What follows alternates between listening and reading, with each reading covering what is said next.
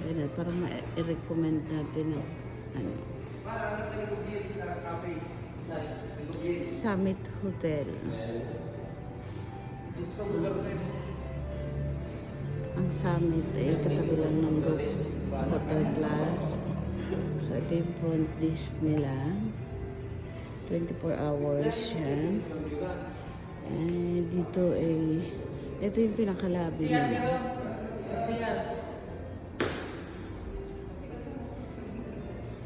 Elevator. Ang lobby ng Summit, difference din ng lobby ng Go Hotels. Pero, kumbaga sa ano ay magkapatid sila. They're sisters.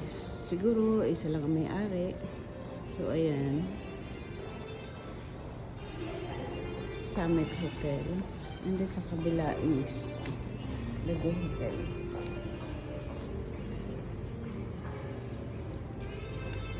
Can I go now? Or, thank you. Thank you po. Thank you. And then, when you go here, this is the Go Hotel. Ito yung lobby. So, dito kami nag-check-in. Sorry. So, when you check in here, magbubook ka online. And then, this is the new technology. Or, maybe sa iba? Especially sa Manila, yung mga new hotels na ano, you can check in yourself pag ganito. Kasi ilalagay mo dyan yung nire-register mo lang dyan yung account mo, and then ayan, pwede mong i-scan yung code na yan para mag ano ka, kasi meron kalagay dyan self-check-in. So pwede ka mag-check-in ng sarili mo. So no need na for the staff. Tama. And then ito meron silang kaunting amenities dito sa lobby. Ayan. Dito lang to sa Robinson's Place, guys. So, yung mga mahihilig mag-check-in, especially pag Pinifrancia, I know marami ang pumupunta rito para mag-check-in. So, dalawang hotel ito. This is the Go Hotels, and the other one kanina. The first one is the Summit Hotel. Ito yung pinaka-ano nila, yung Summit.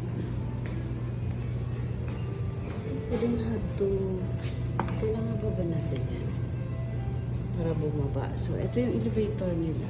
So, meron din naman na, na stairs if you want. May stairs na mag-stairs na lang tayo. Kung sa parking naman pag-usapan, ang parking nila masawa kayo.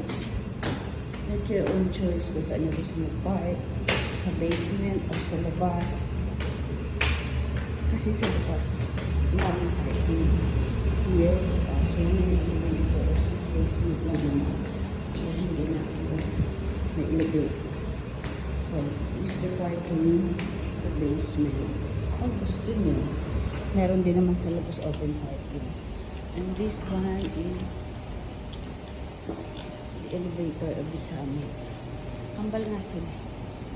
But for all today, guys. So, yung mga mahihilig na where are they? Oh my goodness. They said it's in the basement. Ayan, I got it. So, pwede kayo mag-park dito, open parking to, or kasama doon sa mga amenities, pwede kayo mag-park sa labas. That's all for today, guys. Until next time na ating adventure.